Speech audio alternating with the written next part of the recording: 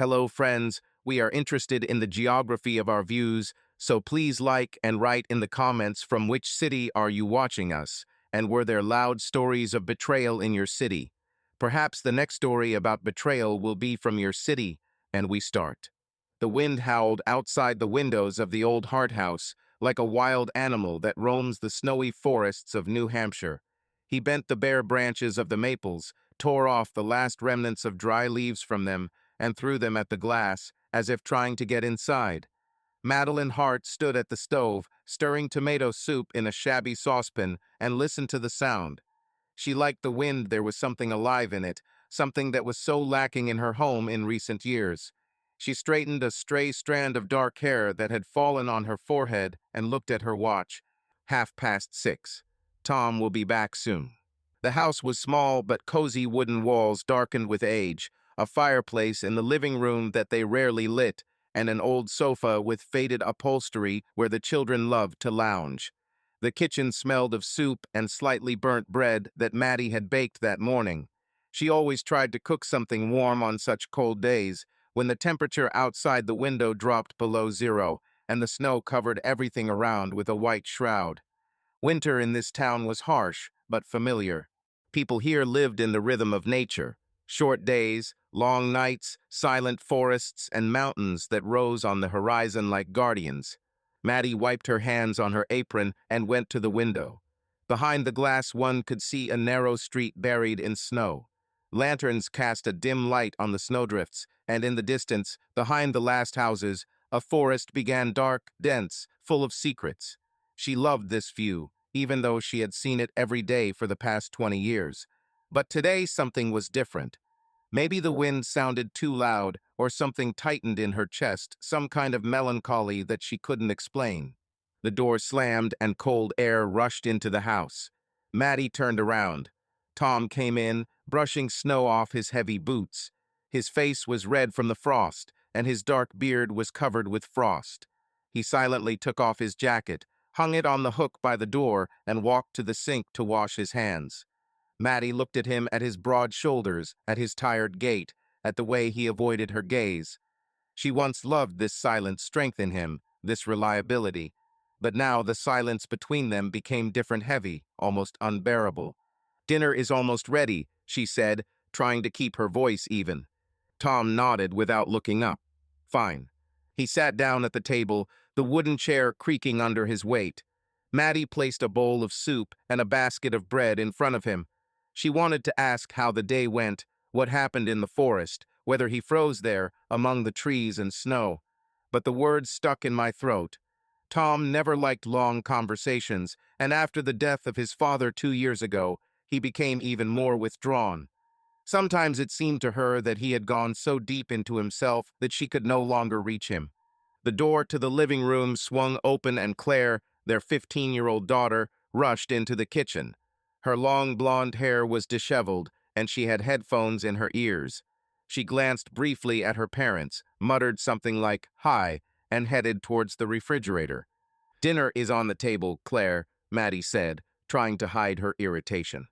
"I'm not hungry," my daughter snapped, taking out a bottle of soda. "Eat yourself." "Claire, sit at the table." Tom's voice was low and calm, but there was a sense of fatigue in it. The girl rolled her eyes, but still plopped down on the chair opposite her father. She pointedly opened the bottle and took a long sip, looking somewhere to the side. Maddie pursed her lips. She wanted to say something sharp, to make Claire stop acting like they were all strangers to her. But she remained silent. Claire had always been stubborn, but in recent months her rebellion had become more acute, as if she felt the same emptiness that Maddie felt and didn't know how to deal with it. "Where is Jake?" Maddie asked, referring to their 12-year-old son. "At home," Claire muttered. "As usual, with these stupid video games." Maddie sighed and walked towards the stairs that led to the second floor. "Jake, come down, dinner is ready." A minute later, footsteps were heard, and Jake appeared at the door, thin, with disheveled brown hair and wearing a wrinkled t-shirt with the logo of some game. He silently sat down at the table, took a spoon, and began to eat the soup, without looking at the others. Maddie looked at her family, husband, daughter, son, and felt something shrink inside. They were here, all together, but they seemed so far away from each other. It was as if each of them lived in their own little world, surrounded by walls that no one wanted to destroy. Dinner passed in silence, broken only by the clanking of spoons on plates and the howling of the wind outside the window. Tom finished first, stood up, put the dishes in the sink, and muttered something about being tired. Maddie nodded even though he wasn't even looking at her. Claire went to her room, slamming the door loudly, and Jake quietly disappeared back to his games. Maddie was left alone in the kitchen, looking at the remains of soup in the pan.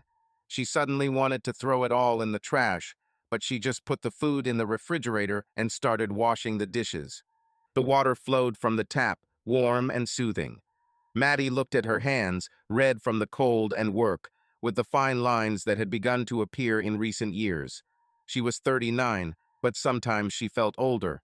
She loved her family, she loved this house, this town. But somewhere deep inside, there was a growing feeling that she had lost something important, maybe herself. She blamed herself for these thoughts. She had everything one could dream of: a husband, children, a job in the school library, where she could spend her days surrounded by books. Why wasn't this enough? She turned off the water, dried her hands, and went to the window. The snow was still falling. The wind was blowing it down the street like a flock of white birds. Maddie pressed her forehead against the cold glass and closed her eyes. She remembered how she and Tom had just gotten married, how he laughed when they sledded down the hill outside the city, how he hugged her, warming her with his warmth. Somewhere in the past, there remained that lightness, that closeness. Now there was only silence between them. The next morning, Maddie woke up early. It was still dark outside, but the wind had died down a little, leaving behind only a thin whistle. She stood up quietly, trying not to wake Tom, who was sleeping with his face turned to the wall. His breathing was even, but she knew he was a light sleeper, something his years of working in the forest had taught him to do. Maddie put on a warm sweater and jeans and went downstairs. In the kitchen, she brewed coffee, poured it into a thermos, and packed her bag for work. The school library was a 10-minute walk from the house, but Maddie always left a little earlier to walk along the quiet streets. She liked this time when the city was still sleeping, and the first rays of the sun barely broke through the gray clouds. She pulled on her coat, scarf, and hat, stepped out onto the porch, and breathed in the cold air. The snow crunched underfoot, and the frost stung my cheeks. She walked along the street, past old houses with boarded-up shutters, past a small park where children rode carousels in the summer and built snowmen in the winter. On the way, she decided to stop at Marge's coffee shop, a small place on the corner of the main street that served strong coffee and homemade buns. She didn't often get to treat herself to something like this, but today she felt like she needed something to shake things up. The bell above the door jingled as she entered. It was warm inside, smelling of cinnamon and fresh baked goods. Marge, an older woman with a kind smile, stood behind the counter. "Good morning, Maddie," she said, wiping her hands on her apron. "As usual?" "Yes, please," Maddie nodded, taking off her hat. "Just add a little cream." She walked to the counter to pick up her order and suddenly froze. A man was sitting at a table in the corner by the window. His dark hair was slightly touched with gray, and he was wearing a warm jacket and a scarf casually tied around his neck. He was looking out the window, holding a cup of coffee, and something in his profile seemed painfully familiar to her. Maddie frowned, trying to remember where she had seen him, and then he turned around. Her heart skipped a beat. Eric Langdon. The same Eric who was once her world and then left, leaving her to collect the pieces of her heart. He looked older, sure, but there was the same sparkle in his eyes, the same confident look that she remembered. He noticed her, and a slight smile appeared on his lips, a little mocking, a little warm. "Maddie Hart," he said, and his voice, deep and slightly hoarse, awakened memories in her that she had long buried. How many years? She stood there, not knowing what to say, feeling how the warmth from the coffee in her hands contrasted with the cold that suddenly gripped her inside. The New Hampshire winter has burst into her life again, but now it brings with it not only snow, but also the past from which she had been running for so long. Maddie couldn't take her eyes off Eric as he looked at her with the same half-smile that once made her heart race. She clutched the coffee cup a little tighter than necessary and felt the heat burn her fingers through the cardboard. She wanted to say something witty, something that would show that she had long forgotten him, that he meant nothing. But the words did not come. "Eric," she finally squeezed out, her voice sounding quieter than she intended. "What are you doing here?" He shrugged, leaning back in his chair. "Returned home. Mom is sick. We need to help her." Maddie nodded, remembering Susan Langdon, the kind woman who always treated her to homemade cookies when she and Eric were teenagers. She felt a little better knowing that his return had nothing to do with her. But still, something about his presence made her feel insecure, as if she were again that 17-year-old girl who looked at him with adoration. "How is she?" Maddie asked to fill the silence. "Not really." Eric looked away to the window, and the smile on his face faded. "But it holds on. You know my mom. She doesn't give up." "Yes," Maddie said quietly. "She is like that." Marge walked up to the counter and placed a paper cup of coffee in front of Maddie. "Here's your order, dear." "Thank you." Maddie took the coffee and turned to Eric. "Well, I was glad to see you. It's time for me to go to work." "To the library?" he asked, and there was a note of curiosity in his voice. "Yes," she nodded, surprised that he remembered. "Still there." "No wonder," he said, and his smile returned. "You always loved books more than people." Maddie felt her cheeks begin to burn. It was true, but coming from him, it sounded like something personal, like a memory he had kept all this time. She muttered something like, "See you later," and hurried to the door, feeling his gaze on her. The bell rang again, and the cold air hit her face, but something warm and alarming was already flaring up inside her. She walked down the street, clutching coffee in her hands, and tried to understand why meeting Eric had excited her so much. It was stupid. More than 20 years had passed since he left for Boston, leaving her for his career and that woman whose name she didn't even want to remember. She had long ago forgiven him, or thought she had. But now, seeing him again, she realized that part of her was still angry, and what was worse, part of her still remembered how much she loved him. When she reached the school, Maddie stopped at the entrance and took a deep breath. The snow fell in small flakes, settling on her scarf and hair. She looked at the mountains in the distance, dark and silent, and thought that winter in New Hampshire had always been a time of change. Maybe it was just the wind that brought something new into her life. Or maybe it was something old that she had been trying to forget for a long time. She pushed the door and entered the warm building, leaving the cold and memories behind the threshold. But somewhere deep down, she knew that Eric Langdon would not disappear so easily, not now that he was here again, in her city, in her world. Maddie woke up before everyone else, as always, and lay in bed, listening to the silence. Tom slept nearby. His breathing was slow and deep, but she knew that soon he would wake up, pull on his work jacket, and go into the forest without saying almost a word. She suddenly wanted to reach out, touch his shoulder, feel the warmth of his skin, but she remained motionless.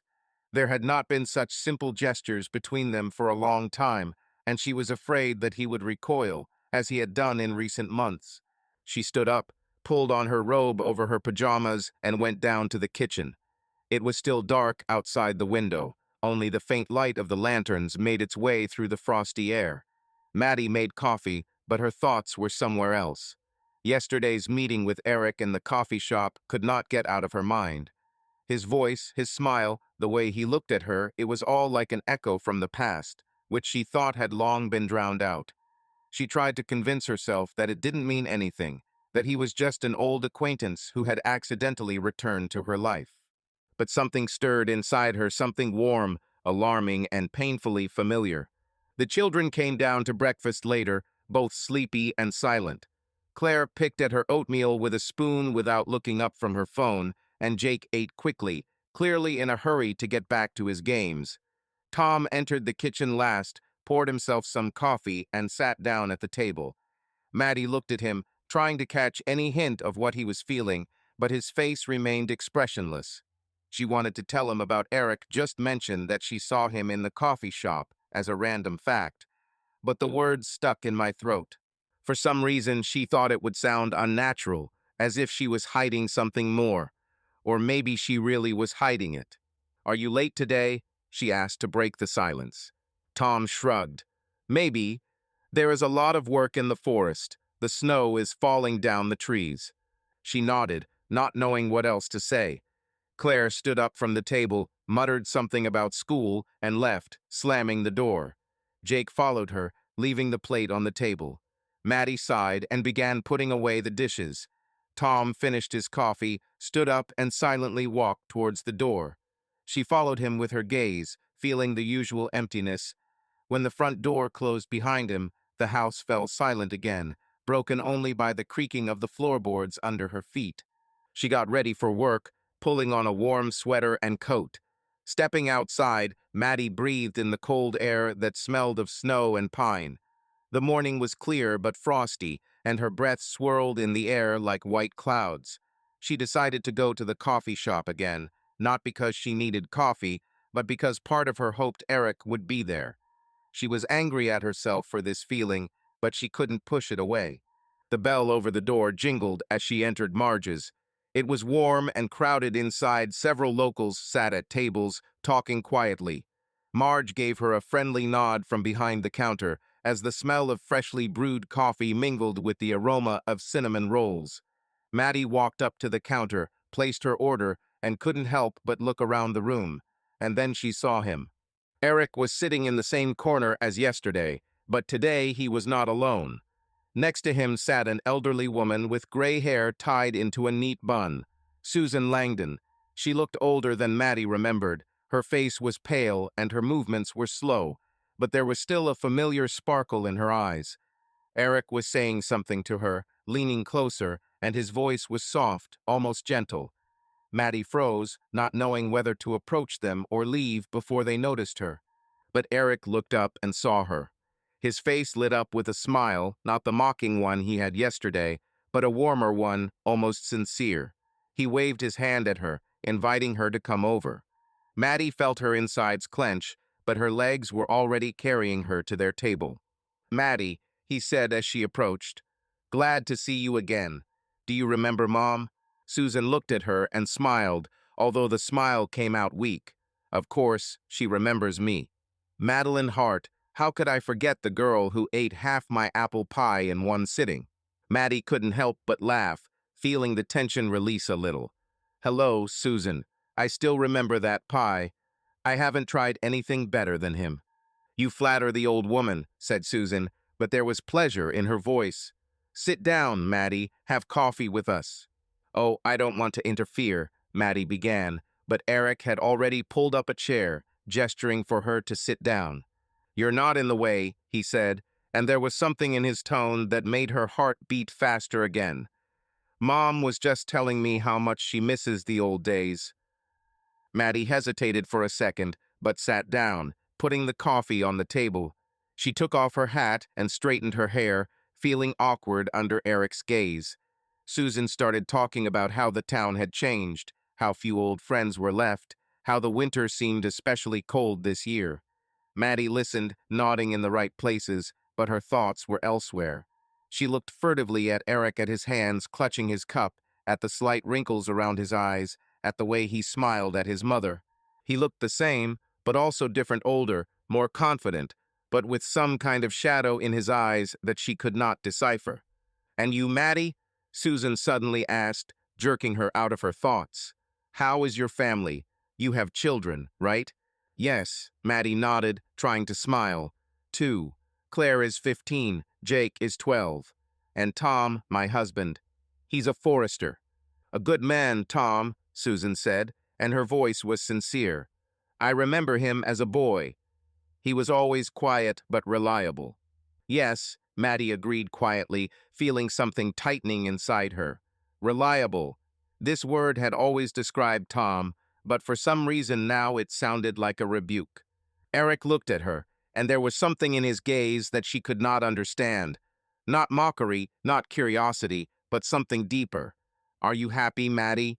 he asked suddenly, and his voice was so soft that she almost didn't notice how the question slipped past her defenses. She froze, not knowing what to answer. Susan coughed, as if feeling awkward, and said, "Eric, don't get into someone else's soul. Not everyone wants to answer such questions." "Sorry," he said, but his eyes never left Maddie. "I'm just wondering how life turned out for an old friend." An old friend. These words stung her more than she expected. She looked away and took a sip of coffee to buy time. "It's okay," she finally said, forcing her voice to sound even. "I have everything I need." Eric nodded, but there was something in his smile that said he didn't believe her. The conversation moved on to other topics. Susan reminisced about old stories, Eric joked, and Maddie tried to keep the conversation going, although a storm was raging inside her. She felt awkward, but at the same time she felt a strange warmth, as if something long lost had returned. She was angry with herself for this. Eric had no right to enter her life so easily, had no right to ask such questions, to awaken in her what she had buried 20 years ago. When Susan said she was tired and wanted to go home, Maddie felt both relieved and disappointed. She said goodbye to them, trying not to look Eric in the eyes for too long. He helped his mother get up, took her by the arm, and led her to the door. But before leaving, he turned around. "See you again, Maddie," he said, and there was something like a promise in his voice. She nodded, not trusting her voice, and remained sitting at the table, looking at the empty cups. The bell rang, the door closed, and the silence of the coffee shop fell upon her. Maddie clenched her hands into fists, trying to understand what was happening to her. Her heart was beating too fast, and her mind was filled with memories: summer days by the lake, Eric's laughter, his hand in hers, his promises that he didn't keep. She thought that all this was a long time ago, but now it has returned, like an echo that cannot be drowned out. The rest of the day was spent in the school library, where Maddie sorted books, helped students, and tried to distract herself. But thoughts about Eric haunted her. She remembered how he left for Boston without saying goodbye, how she learned from mutual friends that he had met someone else. Then it seemed to her that her world had collapsed. But then Tom came, calm, reliable Tom, who helped her put herself back together. She loved him, she really did. But why did she feel as if she had missed something now that she saw Eric? When she returned home, Tom was already there. He was sitting in the living room, looking at the TV, where some old movie was playing. Maddie took off her coat and walked up to him, hoping that he would look at her, say something that would bring her back to reality. But he just nodded, without looking up from the screen. "How was your day?" she asked, sitting down next to him. "Fine," he replied, and his voice was as even as always. "And yours?" She opened her mouth to talk about Eric, but stopped again. What could she say? "I met my ex, and now I can't stop thinking about him. It would be stupid and unfair to Tom." Instead, she said, "An ordinary day. Are the children at home?" "Claire is at home, Jake too," he answered and fell silent. Maddie looked at him, at his tired face, his calloused hands from work, the way he stood up straight, even while sitting on the couch.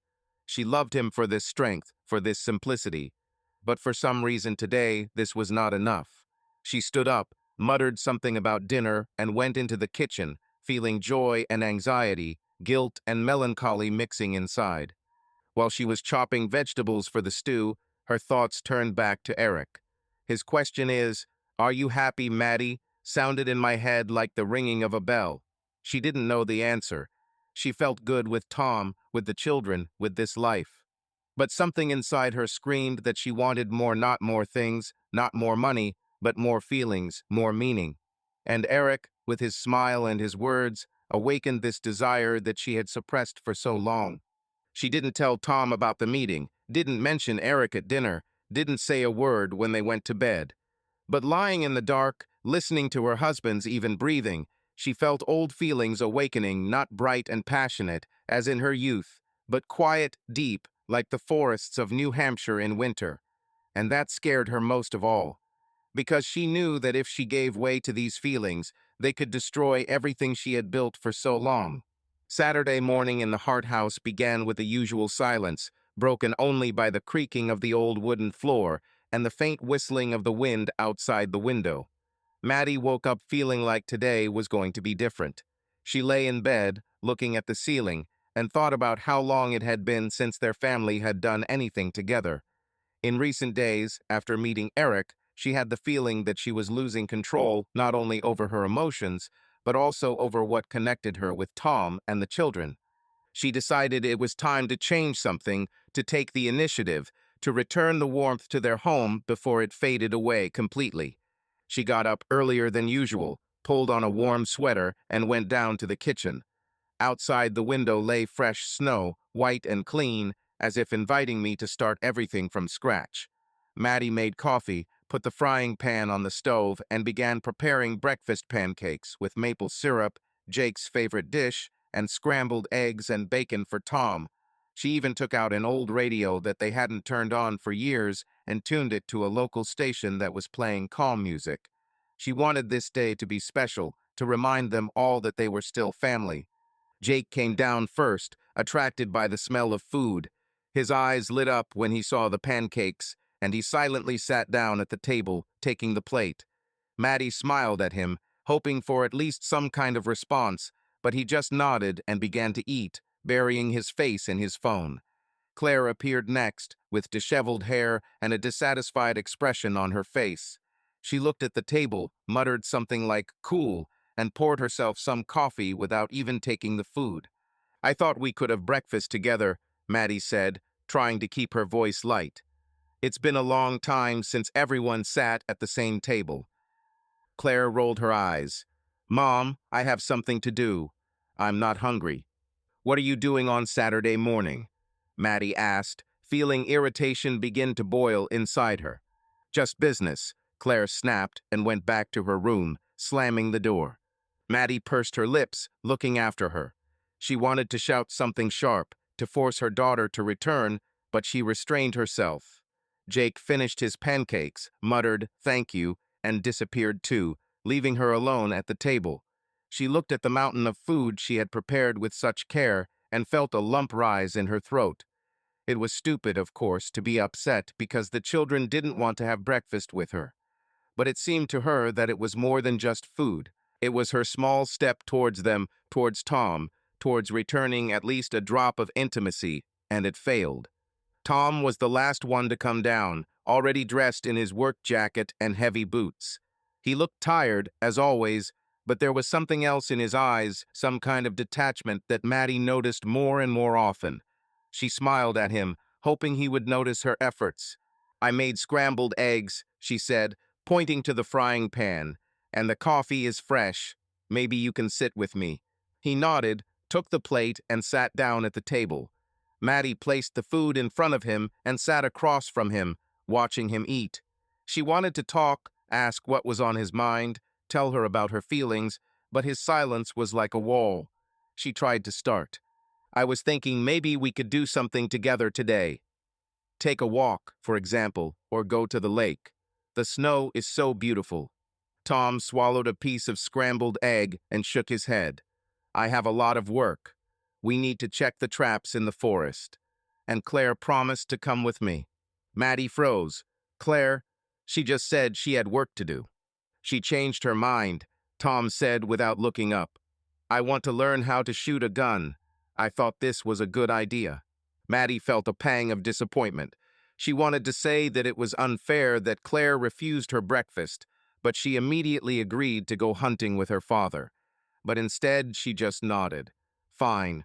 And Jake?" "He'll stay at home," Tom answered. He said that he didn't want to freeze. Maddie looked at him, hoping that he would ask her to come with them, but he remained silent, finishing his scrambled eggs. She clenched her hands under the table, feeling her efforts disappear into thin air. Tom stood up, put the plate in the sink, and turned to her. "We'll leave in an hour. We'll probably be back in the evening," he said, and went into the living room, leaving her alone. She sat at the table, looking at the remains of food, and felt stupid. She tried so hard, and he didn't even notice. Or he noticed, but didn't care. Maddie stood up, put away the dishes, and turned off the radio. The music no longer seemed cozy to her, it only emphasized the emptiness of the house. An hour later, Tom and Claire left. Maddie stood at the window, watching them get into Tom's old pickup truck. Claire looked almost pleased, which had been rare these past months, and it only pricked Maddie more. She waved her hand at them, but they had already driven away, leaving behind a cloud of snow dust. Jake was upstairs, lost in his games, and the house was once again silent as a tomb. Maddie sighed and decided that she wouldn't sit cooped up all day. She pulled on her coat, scarf, and boots, deciding to take a walk. She needed to clear her head, to get rid of this feeling of loneliness that was squeezing her inside. She went outside and the cold air hit her face, but it was even pleasant, something real that could be felt. She walked along the street, past houses with snow-covered roofs, to the outskirts of the town, where the forest began.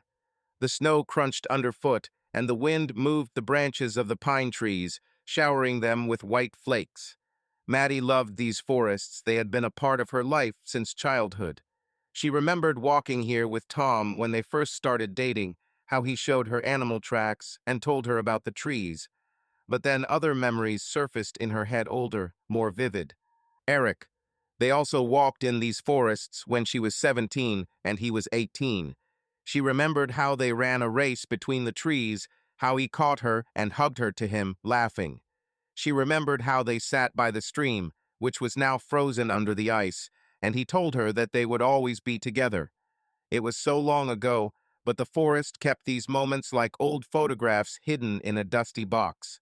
Maddie stopped, looking at the snow-covered pines, and felt something tighten in her chest. She didn't want to think about Eric, didn't want to remember, but he was everywhere, in the coffee shop, in her thoughts, in these woods. She was angry with herself for this, but at the same time she could not stop the flow of memories. She suddenly wanted to turn back, go home, hide from it all, but her legs continued to carry her forward. She came to an old path that led to a hill overlooking the valley. It was one of her favorite places, quiet, secluded, surrounded by trees. Maddie climbed up, breathing heavily from the cold and the climb, and stopped, looking at the landscape before her. Snow covered everything around. The mountains in the distance stood as silent guardians, and the sky was gray but clear. She breathed in the frosty air and closed her eyes, trying to find peace. "It's a beautiful view, isn't it?" A voice came from behind her. Maddie winced and turned around. Eric stood a few steps away from her, dressed in a dark jacket and scarf, with a slight smile on his lips. His hair was slightly tousled by the wind, and he held a thermos in his hands. She froze, not knowing what to say, feeling her heart begin to beat faster again. "Eric?" she finally squeezed out. "What are you doing here?" "I was walking," he said, shrugging his shoulders. "Mom fell asleep, and I decided to get some air. I didn't think I'd meet you here." Maddie swallowed, trying to calm herself. "I didn't think so either." He came closer and stood next to him, looking at the valley. "I remember we often went there. You always said this was the best place in town." She nodded, feeling the warmth of his presence contrast with the coldness around her. "Yes, I still think so." They stood in silence, looking at the landscape, and the silence between them was strange, not heavy, like with Tom, but somehow alive, full of unspoken words. Maddie stole a glance at him, at his profile, at the way he squinted in the wind. She wanted to leave, but something kept her in place. "How are things at home?" he asked suddenly, turning to her. She looked away, not knowing how to respond. "Fine. Tom and Claire went hunting, and I decided to take a walk." There was something in his voice that looked like surprise. "Jake is home, but he's busy playing," she said, her voice shaking. She didn't want it to sound like a complaint, but Eric seemed to understand. "Sometimes solitude is good," he said, and there was no mockery in his tone. "Gives time to think." Maddie nodded, feeling mixed emotions welling up inside her again. She didn't like that he read her so easily, but at the same time, it was nice someone noticed her, saw her, even if she herself didn't want to admit it. "Listen," he said, turning fully to her. "Maybe we can go somewhere. Let's chat like old friends. Let's drink coffee or just take a walk. Nothing serious." Maddie froze, looking at him. His eyes were warm, but there was some kind of sparkle in them that made her wary. She wanted to refuse, to say that she needed to go home, that she had a family, that this was a bad idea. But instead, she heard her voice say, "Fine, like old friends." He smiled, and there was something in that smile that made her heart clench. They walked down the hill together, walking along the path, and Maddie felt how past and present intertwined in her soul, like snow under her feet, cold but alive. She didn't know where this would lead, but at that moment she didn't care. For the first time in a long time, she felt not alone. The snow crunched under Maddie and Eric's feet as they walked along a narrow path leading to an abandoned lake. The wind died down, leaving behind only a slight whisper in the branches of the pine trees, and the sky above was gray but calm, as if nature was holding its breath. Maddie felt her heart beat faster with every step, and couldn't figure out if it was from the memories that were rising in her mind or from Eric's presence nearby. She cast short glances at him, trying not to linger too long, but his calm confidence, his easy smile still attracted her. "Do you remember the road?" he asked, breaking the silence. His voice was low, with just a hint of hoarseness, and it sent shivers down Maddie's spine. "Of course," she replied, trying to keep her tone casual. "We've been here 1,000 times." He nodded, and there was a sparkle in his eyes, somewhere between nostalgia and something deeper. "Yes, you always loved this place." Maddie didn't answer, but her mind was already drifting back to those summer days when she and Eric were teenagers. The abandoned lake was their secret place, a place where others didn't go, where they could just be themselves. She remembered how they sat on the shore, throwing stones into the water, how he took her hand for the first time, how their laughter echoed through the forest. Then everything was simpler, cleaner, full of hope. And now she didn't know what brought her here again with him. The path led them to a small clearing, beyond which a view of the lake opened up. In winter, it looked completely different. The surface was covered with a thick layer of ice, and around there were bare trees covered with snow. But even in this cold, frozen form, it retained its quiet beauty. Maddie stopped, looking at the frozen water, and felt something tighten in her chest. She hasn't been here in years, not since Eric left, and then her life with Tom began. But now, standing here, she felt as if time had turned back. Eric stopped next to her, a little closer than necessary, and she felt the warmth of his breath in the frosty air.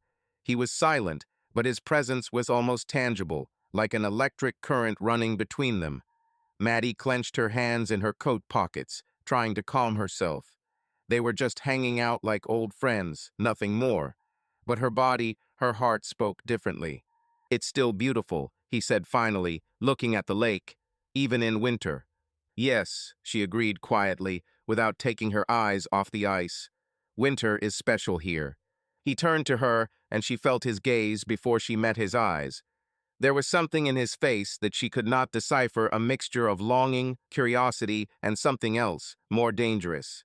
She suddenly found it difficult to breathe, as if the air around her had become thicker. "You've changed, Maddie," he said, and his voice was soft, almost gentle. But at the same time, it remained the same. She frowned, not knowing how to interpret this. "Everyone changes, Eric. More than 20 years have passed." "Not everything," he objected, stepping a little closer. "Some people just hide themselves under layers of life." Her heart skipped a beat. She wanted to laugh it off, say something light, but the words got stuck in her throat. He looked at her as he had once looked at her, with the same mixture of confidence and desire that made her weak in the knees. Maddie looked away, trying to compose herself, but he reached out and touched her shoulder, causing her to look at him again. "What are you doing?" she asked, and her voice trembled. "I don't know," he answered honestly, but did not remove his hand. I want to understand who you are now." She should have backed down, walked away, said it was a mistake. She had a family, a husband, children, a whole life that she could not jeopardize. But instead, she stood frozen, feeling the warmth of his fingers through the fabric of her coat. The tension between them grew like a tense string, ready to snap. "Eric," she began, but he interrupted her. "Remember how we kissed here?" he asked, and there was something hoarse, almost vulnerable, in his voice. "First time. You said it was the best thing that ever happened to you." Maddie swallowed, feeling the memories wash over her. She remembered that day, the hot summer, the smell of grass, his lips so soft and uncertain. Then it seemed to her that this would be forever. And then he left, leaving her heartbroken. She wanted to say that it was a long time ago, that it didn't mean anything, but instead her voice betrayed her. Yes, I remember. He stepped even closer, and now there was almost no distance between them. She felt the warmth of his body and saw his breath swirl in the cold air. Her mind screamed that this was wrong, that she had to stop, but her body didn't listen. Eric leaned down, slowly, giving her a chance to retreat, but she didn't move. His lips touched hers at first carefully, almost weightlessly, and then deeper, more insistently. Maddie closed her eyes, and the world around her disappeared. There were only his lips, warm and familiar, his arms that hugged her, his smell a mixture of coffee, forest, and something that she could not name. It was like returning home, but at the same time like falling into an abyss. She responded to the kiss, at first hesitantly, and then with some kind of desperate passion that she had not felt for years. Time stood still, and all that was left was the two of them, standing by a frozen lake, surrounded by snow and silence. When he pulled away, she opened her eyes, breathing heavily. His face was close, too close, and in his eyes she saw the reflection of her own feelings, a mixture of desire, guilt, and something else that she could not name. Maddie took a step back, feeling reality hit her like a cold wind rushing into a warm room. "We shouldn't have," she whispered, but her voice was weak, uncertain. "Maybe not," he said, without looking away. "But you wanted this too." She didn't answer because he was right, and that scared her the most. She wanted to scream that he was wrong, that she was happy with Tom, that it was a mistake. But the words did not come.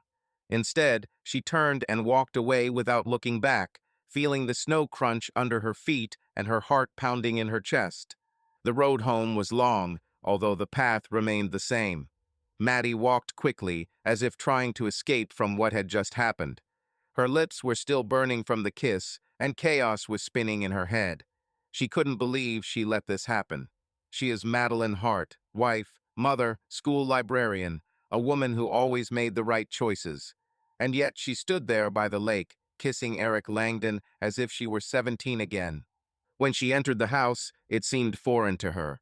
Jake was still upstairs, the sounds of his video games coming through the closed door. Tom and Claire haven't returned yet. Maddie took off her coat, threw it on a chair, and walked to the mirror in the hallway. Her cheeks were red from the cold, her hair was disheveled, and her eyes. There was something new in them, something alive. She didn't look like a tired mother of two, but like a woman who had just woken up from a long sleep. She walked into the kitchen, poured herself some water, and drank it in one gulp, trying to calm her nerves. But the guilt came in waves, mixing with another feeling, a strange, frightening feeling of freedom. She felt alive for the first time in a long time. Not just a wife, not just a mother, but herself, Maddie, the one who loved to laugh, dream, and take risks. Eric had brought out that part of her, and she hated him for it. But at the same time, she couldn't deny how much she needed it. The door slammed, and Maddie jumped. Tom and Claire are back. She quickly straightened her hair and walked out into the living room, trying to look normal. Tom was brushing snow off his boots, and Claire was taking off her jacket, muttering something about the cold. "How did it go?" Maddie asked, forcing her voice to sound even. "Fine," Tom answered, briefly as always. Claire was a good shot. "Yes, I hit the target twice," Claire added, and there was something akin to pride in her voice. "Well done," Maddie said, smiling at her daughter, but her thoughts were somewhere else. Tom looked at her, and for a second she thought he noticed something. But he just nodded and walked into the kitchen, leaving her standing in the doorway. Maddie looked after him, feeling guilt squeezing her heart. She loved Tom, she really did. He was her support, her home. But what happened at the lake did not leave her mind. She didn't tell him, couldn't tell him. This was her burden, her secret, which she would bear alone. The night passed restlessly. Lying next to Tom, listening to his breathing, Maddie could not sleep. Her thoughts rushed between guilt and that strange, living warmth that Eric left in her. She knew she had crossed the line, that it would change everything, even if no one knew it. But deep down, she couldn't deny.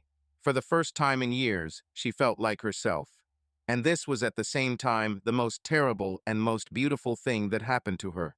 Maddie woke up with a heavy feeling in her chest, as if someone had placed a stone on her heart. The night was restless. She tossed and turned, then falling into a short sleep, full of fragmentary visions of Eric and the lake, then waking up with a pounding heart. Tom slept next to her, as always, turned to the wall, and his calm breathing only intensified her inner chaos. She stood up, pulled on an old robe, and went down to the kitchen, trying to move quietly. It was still dark outside the window, but the faint light of the lanterns made its way through the frosty patterns on the glass. Maddie made coffee, but didn't drink it. She just stood there, clutching the cup with her hands, and looked at her reflection in the dark window. Her face seemed pale, her eyes were tired, but there was something new in them, a spark that she could not hide even from herself. Kissing Eric yesterday had changed her, and she hated herself for it, but at the same time, she couldn't deny how much it had shaken her up. The door to the kitchen creaked, and Maddie winced. Tom came in, already dressed in his work jacket, with a disheveled beard and a tired look. He silently poured himself some coffee and sat down at the table, looking into space. She looked at him, trying to find any hint of warmth in his face, but he was as withdrawn as ever. "You walked for a long time yesterday," he said suddenly, without raising his eyes from his cup. Maddie froze, feeling the blood rush to her cheeks. She didn't expect him to ask and didn't prepare an answer. Her mind raced, searching for a plausible lie. She couldn't tell the truth, couldn't admit that she'd been with Eric, that she'd kissed him by the lake, that she'd crossed a line she'd never thought she'd cross. "Yes," she finally squeezed out, trying to keep her voice even. "I was just walking through the forest. Wanted to clear my head while you and Claire were hunting." Tom nodded, accepting her words, and took a sip of his coffee. His face remained expressionless, but Maddie felt a stab of guilt, sharp as a knife. This was her first lie to him, a real, conscious lie, and not a petty reticence. She turned to the sink so that he would not notice how her hands were shaking, and began to wash yesterday's dishes, although they were already clean. She needed to keep herself busy so as not to reveal her condition.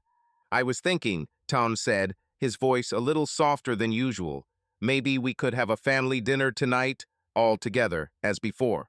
Maddie turned around, surprised.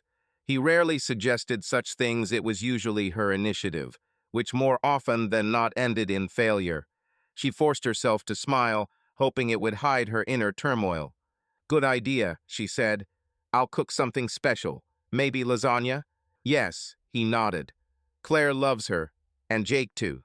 He stood up, put the cup in the sink, and left, leaving her alone. Maddie watched him leave, feeling guilt mixed with gratitude.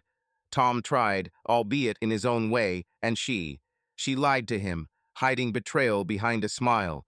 She pursed her lips and turned to the stove, deciding that dinner would be her redemption, a small step back to her family, to a normal life. The day passed in a bustle. Maddie went grocery shopping, trying to focus on the little things, choosing good cheese, fresh tomatoes, meat for the sauce. She avoided thinking about Eric, but his image still popped up in her head, his smile, his voice, the warmth of his lips. Every time this happened, she shook her head, as if she could drive away these thoughts like annoying flies. At home, she began cooking, filling the kitchen with the smells of garlic, basil, and tomato sauce. She always liked to cook. It was her way of taking care of her family, creating the comfort that was so lacking in their lives. But today her movements were mechanical and her thoughts scattered. She stopped every now and then, looking into emptiness, and did not notice how time was slipping away. Claire came down to the kitchen in the late afternoon, attracted by the smells. She stood in the doorway, arms crossed, looking at her mother with a slight squint. Maddie felt her gaze and turned around. "What?" she asked, trying to smile. "You're strange today," Claire said, and her voice was sharp as always, but there was something else in it, curiosity, maybe even concern. "Strange?" Maddie laughed, but it was forced. "I'm just preparing dinner. Nothing strange." Claire shrugged, but didn't leave. She walked up to the table, took a piece of cheese, and began to chew it, not taking her eyes off her mother. "You weren't like that yesterday either." When we returned with Dad, Maddie froze, feeling everything inside her shrink. She didn't think Claire would notice her daughter was usually too caught up in her teenage problems to pay attention to her parents. But now, under that gaze, Maddie felt vulnerable, as if her secret was written on her forehead. "I'm just tired," she said, turning to the stove. "It was a long day." Claire chuckled, but didn't argue. She took another piece of cheese and left, leaving Maddie alone. Her words echoed in her mother's head. Strange. Maddie squeezed the spoon tighter than necessary and closed her eyes. She needed to control herself, otherwise everything could fall apart. By 6 o'clock in the evening, the house was filled with the warmth from the oven and the faint light of the lamp over the dining table. Maddie set the table, put out the plates, laid out the napkins, even lit an old candle she found in the closet. She wanted this dinner to be cozy, like in the old days, when the children were little and Tom was still laughing at the table. But inside she felt a coldness that she could not shake off. Tom came down first, exchanging his work jacket for a clean shirt, a rare gesture that touched Maddie despite her confusion. Jake came next, with disheveled hair and a dissatisfied face, but still sat down at the table. Claire appeared last, with headphones in her ears, and silently took her place. Maddie set the lasagna on the table, and the smell of hot cheese briefly eased the tension in the room. "This looks delicious," Tom said, and there was something akin to gratitude in his voice. "Thank you," Maddie replied, sitting down next to her. She tried to smile, but her thoughts were somewhere far away. Dinner started quietly. Tom ate in silence, as always, but it was clear that he was trying. He even asked Jake about his games, which was rare. Jake perked up and started talking about some level he had completed, and Claire made some sarcastic remarks. Maddie tried to keep up the conversation, but her voice sounded unnatural, and her eyes kept getting lost in emptiness. She saw the lake in front of her, Eric, his hands on her waist, and every time she shuddered, returning to reality. "Mom, are you even listening?" Claire asked sharply, and Maddie blinked, realizing she'd missed part of the conversation.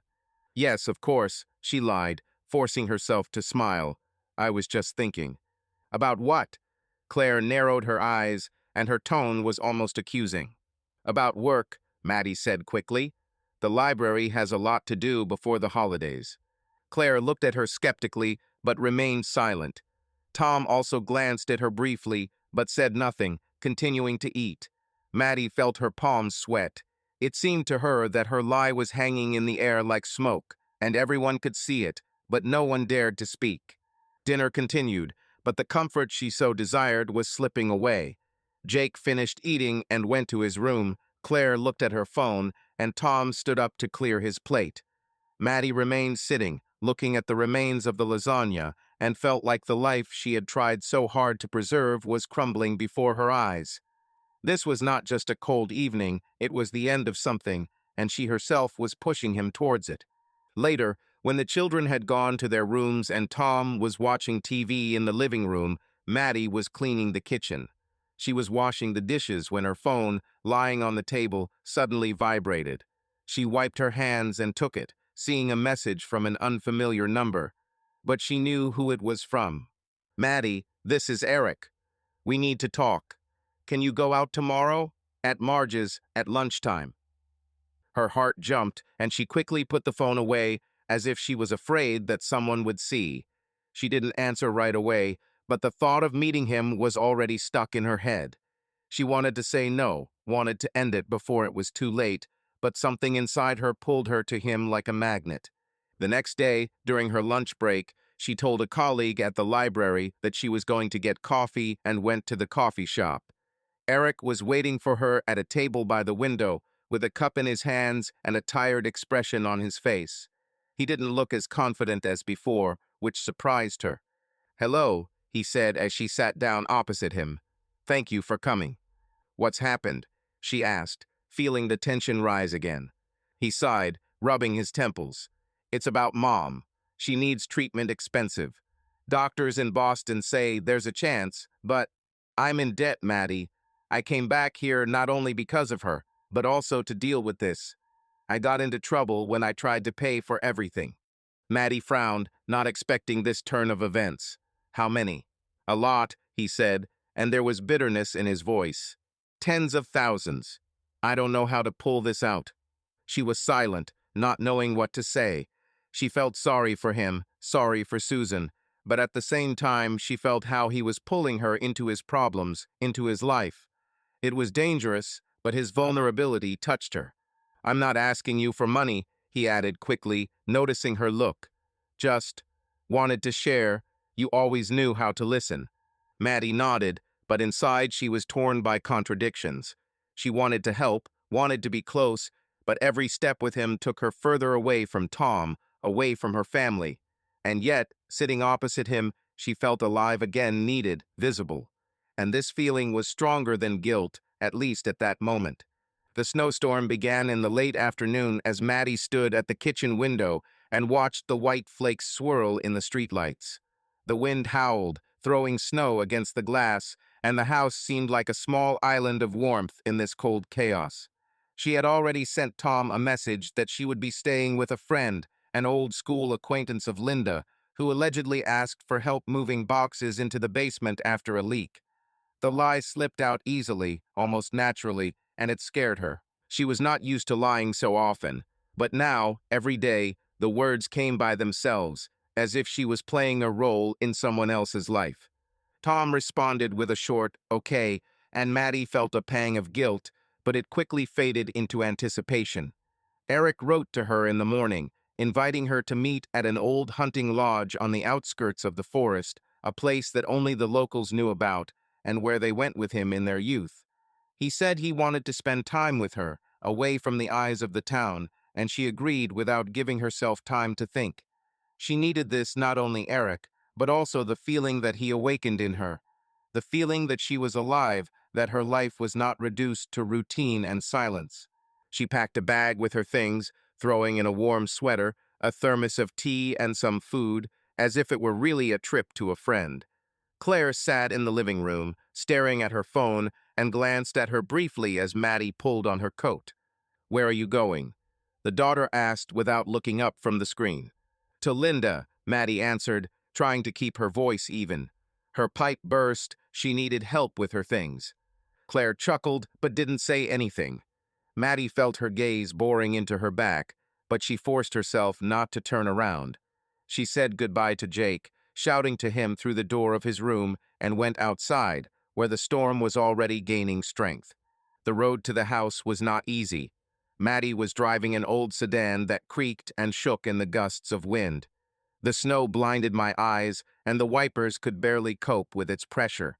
She gripped the steering wheel, feeling the adrenaline mix with anxiety. It was crazy, driving in this weather, lying to her family, risking everything for something she couldn't quite understand. But the thought of Eric waiting for her in the house drove her forward. When she finally got there, the storm had turned into chaos. The house stood in a small clearing, surrounded by pine trees, whose branches bent in the wind. Its wooden walls had darkened with age, and faint smoke was coming from the chimney, a sign that Eric was already inside. Maddie parked the car, pulled up her hood, and ran to the door, the snow hitting her face like cold needles. Eric opened the door as soon as she knocked and let her inside. It was warm in the house, the old fireplace was burning, casting soft light on the wooden walls and the shabby sofa. It smelled of wood and something tart, maybe coffee or whiskey. Eric looked relaxed, but there was something tense in his eyes that she didn't immediately notice. He smiled, helped her take off her coat, and hung it by the fire. "You finally came," he said, and there was surprise mixed with warmth in his voice. "I thought the storm would stop you." "Almost stopped," she answered, shaking snow from her hair. "But I promised." He nodded, and something like gratitude flashed in his gaze. Maddie walked towards the fireplace, holding her hands out towards the fire.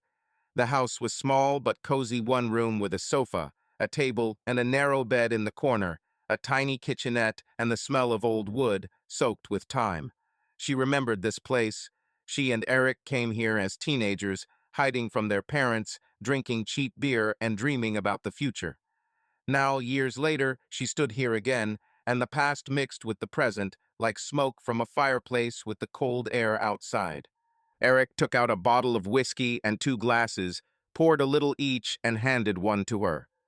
"To keep warm," he said, and his smile was the same as in his youth, a little mocking, but warm.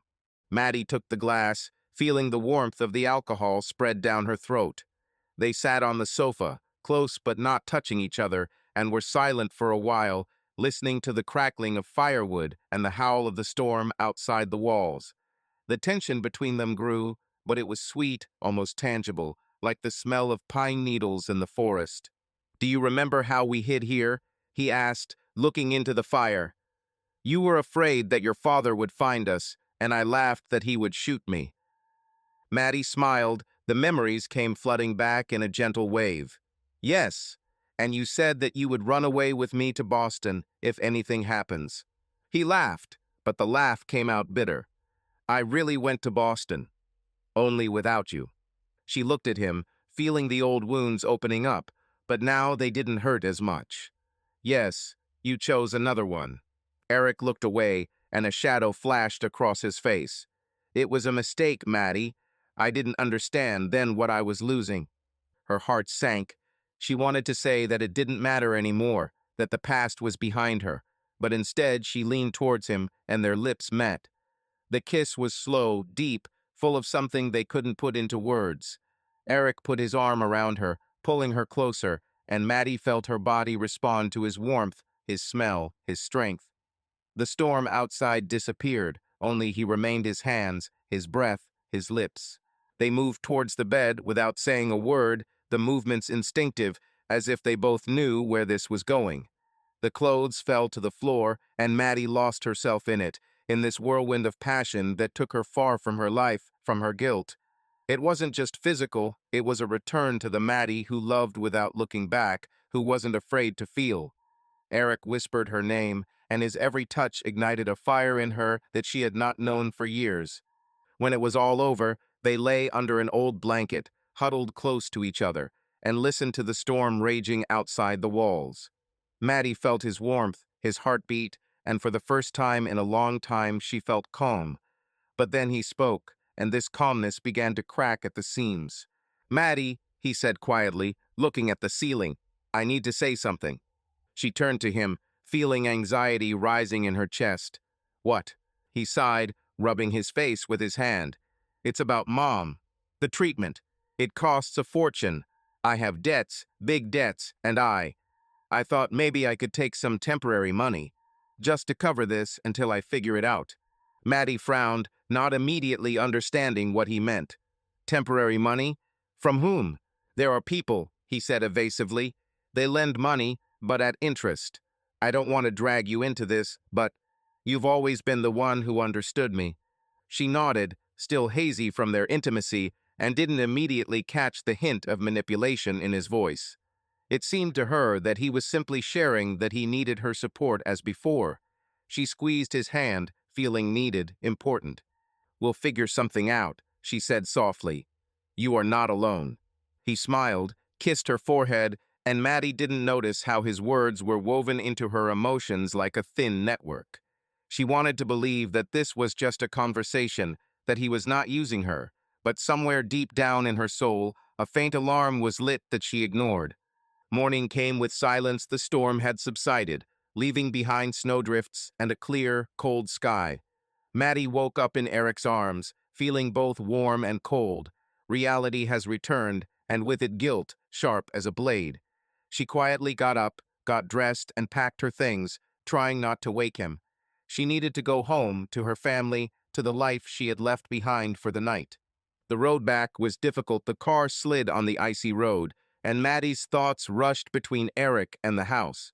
She arrived at lunchtime, hoping that her absence would not raise questions.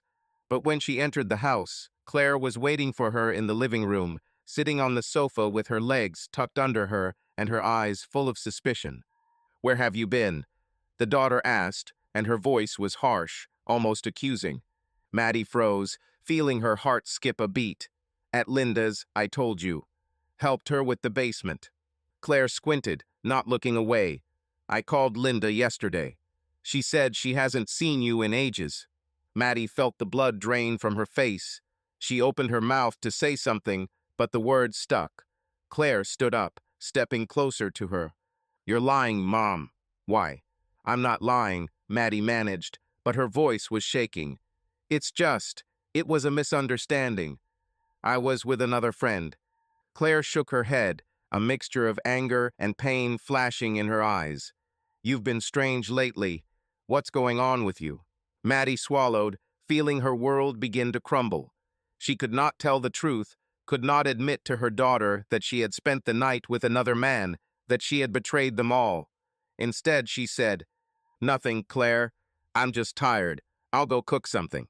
She went into the kitchen, leaving her daughter standing in the living room, but knew that this conversation was not over. The storm inside her was stronger than the one that raged at night, and Maddie realized that her lies were becoming thinner and her connection with Eric was becoming deeper, and she didn't know how to get out of this without destroying everything around her. Tuesday night at the Hart House was quiet, as most evenings had been in recent months. Outside the window, fine snow was falling, covering the town with a thin white blanket, and inside the light of the kitchen lamp was burning, casting soft shadows on the walls. Maddie stood at the stove, stirring a pot of stew, but her movements were mechanical, almost mindless. The smell of carrots, onions, and beef filled the air, but she barely noticed it. Her thoughts were somewhere far away in a house on the outskirts of the forest, in Eric's arms, that night that left her feeling both warm and cold. She tried to focus on the present, on the family, but the image of Eric, his voice, his touch clung to her like thorns. The door slammed and Tom entered the kitchen. He brushed the snow off his boots at the threshold, hung his jacket on the hook, and walked to the sink to wash his hands. His face was as tired as ever, but today there was something else about it, a shadow that Maddie couldn't help but notice. He sat down at the table, silently looking at his hands, covered with calluses and small scratches from working in the forest. She placed a plate of stew in front of him and sat opposite him, trying to catch his eye. "How was your day?" she asked, trying to make her voice sound natural. Tom shrugged his shoulders, as usual, but instead of the usual fine, he suddenly said, "It's hard." Maddie froze, the spoon in her hand stopping halfway to the plate. Tom rarely spoke more than one word about his work, and the hard sounded like a crack in his usual reserve. She looked at him, waiting for him to continue, and to her surprise, he spoke again. "There's a blockage in the forest," he began, looking somewhere to the side. "The snow falls down the trees, we have to clear it every day. But there are not enough people. Jack, well, the one from the south, quit last week, and now it's all on me. I'm exhausted, Maddie." She nodded, feeling something tighten in her chest. Tom never complained. He was the kind of man who silently carried his load, even if it broke them. And now, hearing his words, she realized how little she knew about what was going on inside him. "Why didn't you tell me earlier?" she asked quietly. He sighed, rubbing his forehead with his hand. "Don't know. I don't know how to. Say this. I never could. My father taught that a man should keep everything to himself, and I got used to it. But lately, everything has piled up. Work, home, children. Claire with her antics, Jake, who doesn't leave his room at all. And you. You, too, have become somehow distant." Her heart skipped a beat. She looked down at her plate, feeling the guilt she had been trying to suppress rise up in her throat. Tom looked at her, and there was something vulnerable, almost boyish in his eyes, something she hadn't seen in years. He tried to open up, to take a step towards her, and it was so unlike him that Maddie was confused. "I'm having a hard time, Maddie," he continued, his voice wavering, although he quickly hid it by clearing his throat. "I want everything to be as before, but I don't know how to do it. I don't know how to talk about feelings like you. I never could. But I'm trying. For you, for us." She swallowed, feeling tears welling up in her eyes. This was the Tom she loved, not the silent forester who came home and retreated into himself, but the one who had once laughed with her on the hills, who had held her hand in their early years. He opened up to her, albeit awkwardly, albeit with difficulty, and it was his way of saying that he was still here, that he still wanted their family. but her thoughts, her heart were somewhere else. "I understand," she said, forcing her voice to sound soft. "And I appreciate it, Tom. Is it true? You're not alone with this. We'll figure it out." He nodded, and a faint smile flashed across his face, hesitant, but sincere. He reached across the table and touched her fingers, squeezing them lightly. It was a simple gesture, but it burned her like a hot iron. She wanted to squeeze his hand in response, cuddle up to him, tell him everything about Eric, about her feelings, about the storm that's raging inside her. But she couldn't. The words stuck in her throat like stones, and she just sat there, looking at him as her mind screamed that she was betraying him right now. "Maybe we can go somewhere this weekend," he suggested, and there was hope in his voice. "All together. To the lake or to the mountains, just like before."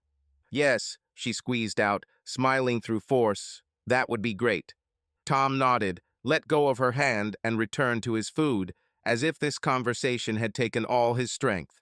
Maddie looked at him, at his broad shoulders, at his tired face, and felt her soul being torn in half. She wanted to be here with him, and wanted to regain what they had lost. But Eric was in her head, his voice, his warmth, his promises, and this duality was killing her. After dinner, Tom went into the living room to watch TV, and Maddie stayed in the kitchen to clean. She was washing dishes when her phone vibrated in her pocket. She wiped her hands and took it out, seeing a new message from Eric. Her fingers trembled, but she opened it. "Maddie, we need to meet. Tomorrow after work, at the house. This is important." She pressed her lips together, feeling anxiety mingling with desire. She wanted to write no, to say that it was too much, that she couldn't continue. But instead her fingers typed, "Okay? Will." She put the phone away as if it was burning her hands and returned to the dishes, but her thoughts were already wandering to Eric. She hated herself for it, for not being able to stop, for the fact that his call was stronger than Tom's attempt to get closer to her.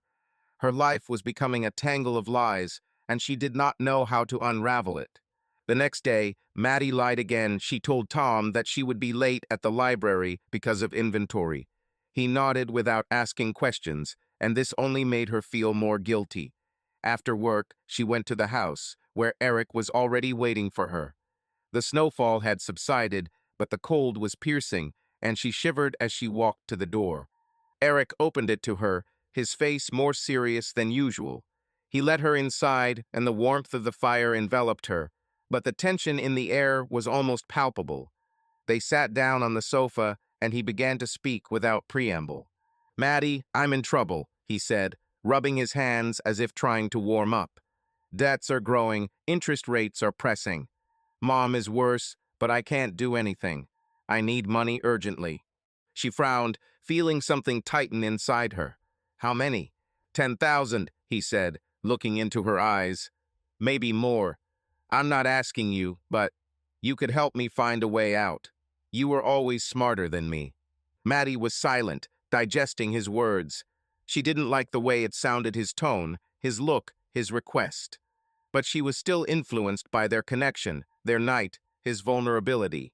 She saw in him the boy she loved, and it blinded her. "I don't know, Eric," she said finally. "Tom and I don't have that kind of money just like that. But I'll think about it, okay?"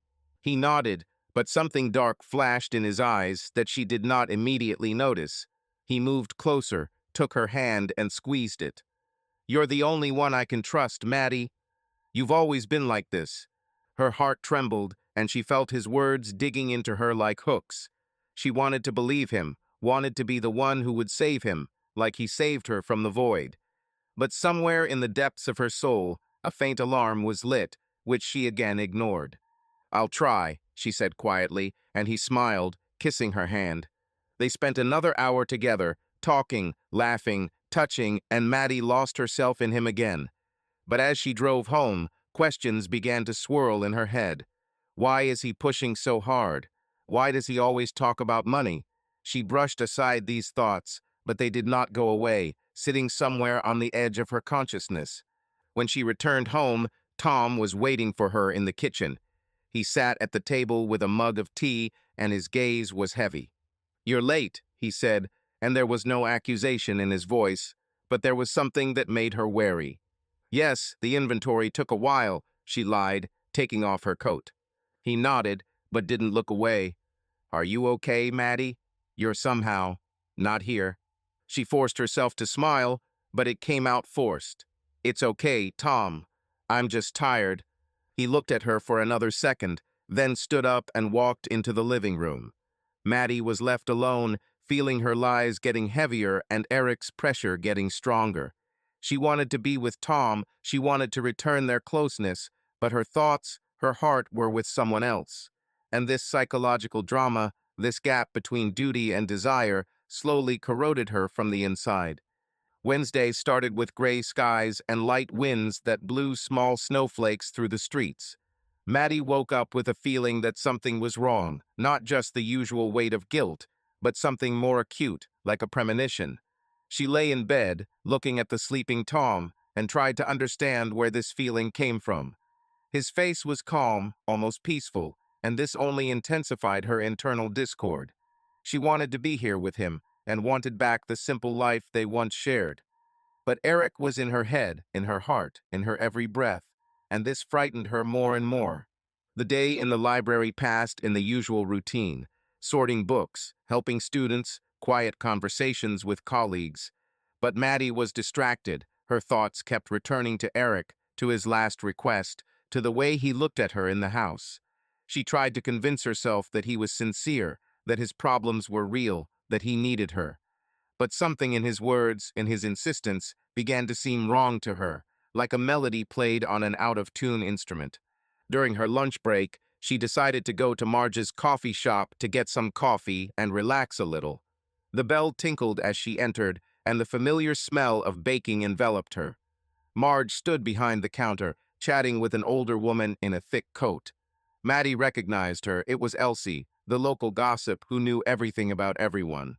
She had not intended to eavesdrop, but Elsie's voice was loud, and the words reached her ears of their own accord.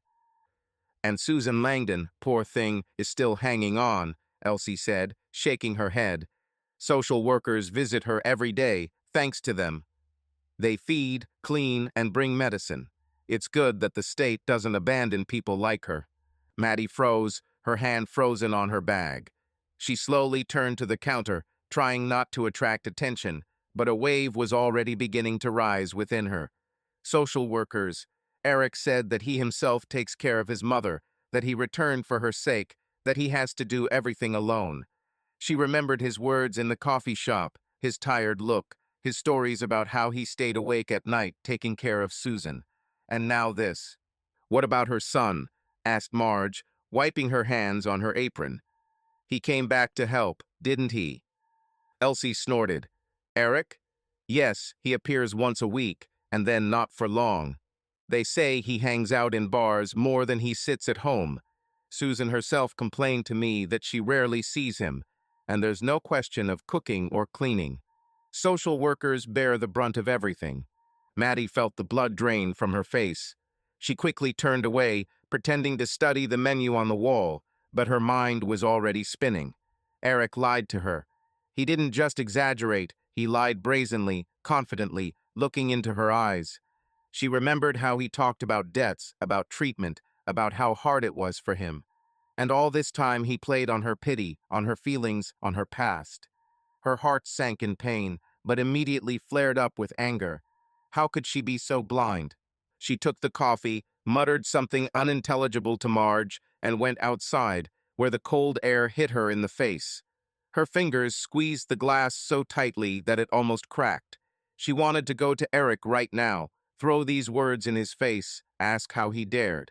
But something stopped her fear, perhaps, or the remnants of that passion that still burned in her, despite everything. She walked back to the library, but all day her thoughts were occupied with only one thing. What else was he saying that was a lie? In the evening, Eric wrote to her again. The message was short but insistent. Maddie, meet me at the cabin. After 6, we need to talk. She looked at the screen, feeling anger and desire fighting inside her. She wanted to refuse, but instead wrote, okay. She needed to see him, hear his explanations, and understand who he really was. She told Tom she would be late at work, another lie that slipped out all too easily. He nodded without asking questions, and this only made her feel more guilty. The road to the house was familiar, but today it seemed longer and harder. The snow was falling in large flakes, and the headlights of her car snatched bare trees like skeletons from the darkness. Eric was waiting for her at the door, wrapped in a scarf and jacket. He smiled when she got out of the car, but it was forced. It was warm inside the house, the fireplace was already burning, and Maddie took off her coat, throwing it on a chair. She wanted to immediately ask about Susan, about the social workers, but he spoke first. Maddie, he began, sitting down on the sofa and looking at her with the same mixture of vulnerability and confidence that always captivated her. I thought for a long time, we need a way out. I talked about debts, about Mom. I know it's hard, but I have an idea. She pressed her lips together, feeling her suspicions grow. What idea? Credit, he said, leaning forward. We can take it together. Small, for a while until I get back on my feet. This is our chance, Maddie. We can start something new together. I'll deal with my debts, help my mom, and we'll be free. Her heart sank. She looked at him, trying to figure out whether he was joking or serious. Credit? Together? She opened her mouth to protest, but he continued, his voice becoming more and more convincing. You see how everything is shaping up, he said, taking her hand. You're unhappy at home, I can see it. Tom doesn't give you what you need, but I can. We can leave, start again. It's temporary, Maddie, just to get through this moment. She pulled her hand away, feeling her anger flare brighter. You said that you are caring for Susan yourself. But I heard today that social workers do everything for you. You lied to me, Eric. He froze and panic flashed in his eyes for a second, but he quickly pulled himself together. That's not entirely true, he said, and his voice became softer, almost pleading. Yes, they help, but I'm still there. I'm watching her. I didn't want to bore you with the details, Maddie. You're already taking on too much.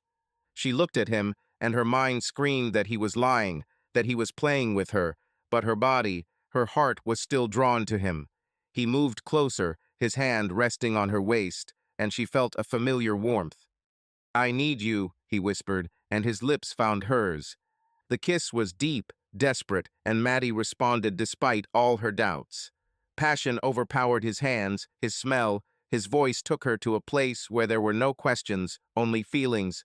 They ended up on the bed again, and she lost herself in him, just like that night, letting her emotions drown out her reason. When it was over, they lay in silence, and Eric started talking about the loan again, how it would save them. Maddie listened, but now his words sounded different, insistent, almost demanding. She began to notice how he avoided her gaze, how his voice trembled when he talked about money. Suspicions grew, but she still could not tear herself away from him completely. He was her weakness, her illusion of freedom, and she clung to it even though she knew it could destroy her. Returning home, she felt empty. The snow was still falling, covering the car in a white layer, and Maddie drove slowly, her thoughts confused. Eric offered her not just help, he offered escape, but at her expense. And yet she didn't say no. She couldn't. When she entered the house, Tom was asleep on the couch. The TV murmured quietly. She walked past, trying not to wake him, but Claire was waiting for her in the kitchen. The daughter was sitting at the table with a mug of tea, and her gaze was sharp as a knife. Where have you been? She asked, and her voice was cold. At work, Maddie lied, but her voice wavered. You're lying, Claire snapped. I called the library. You weren't there. Maddie froze, feeling the ground disappear from under her feet. She opened her mouth to say something, but Claire stood up and left, saying one last thing. Do you think I'm blind? Maddie was left alone, her hands shaking. Eric was putting pressure on her. Tom was opening up to her. Claire was suspecting her everything was falling apart, and she didn't know how to stop it. The passion for Eric still burned inside her, but now she saw his motives more clearly, and it tore her in half. Thursday in the Hart House began with silence, but it was not that comfortable silence that happens before dawn, but tense like a stretched string. Maddie woke up with a headache, the aftermath of a sleepless night filled with anxious thoughts about Eric, his words, and what she had learned about Susan. She lay there looking at the ceiling while Tom quietly got up and left for work without saying a word. Her lies became more and more difficult, and she felt like her life was coming apart at the seams, but she couldn't stop. Eric was like a drug, dangerous, destructive, but so desirable. The day at the library promised to be calm. Students were preparing for winter break, and the shelves were almost empty. Maddie sorted the returned books, trying to concentrate on her work, but her thoughts kept returning to Eric. His offer to take out a loan was still hanging in the air, and although she saw something suspicious about it, part of her wanted to believe that he was sincere, that this was truly their chance. She hated herself for this weakness, but could not overcome it. Around noon, her phone vibrated. Message from Eric. Maddie, I'm in town. Can I go to the library? I want to see you. Her fingers hovered over the screen. She knew it was risky. School was her territory, a place where she should have remained Madeline Hart, the librarian and mother, not the woman who lost herself in the arms of another man. But her heart had already decided for her. She wrote, "Yes, come. Just for a little while." Eric showed up half an hour later. The bell above the library door jingled, and he entered, brushing snow off his jacket. His smile was soft, almost guilty, and it immediately melted her anger. He walked over to the counter where she stood and looked around the empty room. "It's quiet here," he said, leaning on the counter, "like in the old days when we hid in the school library from lessons." Maddie smiled involuntarily. Memories came flooding back in a warm wave. "Yes, only now I'm working here, not hiding." He nodded and his gaze became more serious. "Maddie, I was thinking about what I said yesterday. About the loan. I don't want to push you, but this is important. For us." She pressed her lips together, feeling the suspicion rise within her again. "Eric, I'm not sure. It's a lot of money and I." He stepped closer, interrupting her, and took her hand. "I know it's scary, but I won't leave you alone with this. We're in this together, Maddie, just like before." His voice was so soft, so convincing that she felt her resistance melt away again. He leaned over the counter, and their lips met a short but deep kiss, full of promise and danger. Maddie closed her eyes, allowing herself to drown in this moment, forgetting where she was, who she was. But then there was a sound quiet, but sharp, like cotton. Maddie stumbled back, her eyes flew open, and she turned around. Claire stood in the doorway, her backpack slipping off her shoulder and falling to the floor. The daughter's face was pale, her eyes wide, and there was a mixture of shock, anger, and pain in them. Maddie felt the blood drain from her face. "Claire," she began, but her voice broke. The daughter didn't say a word. She turned sharply, grabbed her backpack, and ran out of the library, slamming the door. Maddie stood frozen, her heart beating so loudly that she could barely hear Eric say anything. "Is this your daughter?" he asked, and there was surprise in his voice, but not alarm. "Yes," she squeezed out, feeling like the world was collapsing around her. "I need to go." She grabbed her bag and ran out after Claire, but her daughter was no longer visible. The snow fell in thick flakes, hiding her tracks, and Maddie was left alone on the street, shivering with cold and horror. Claire saw it. Claire knew, and now everything could fall apart. Claire ran home, her boots slipping on the icy road, and tears burning her eyes. She didn't want to cry, not because of this, not because of her mother, who was kissing some strange man in the library, as if her family meant nothing. But the tears flowed naturally, and she brushed them away with her sleeve, angry with herself for this weakness. She burst into the house, leaving her backpack at the door, and went up to her room, slamming the door so hard that the walls shook. Her mind was in chaos.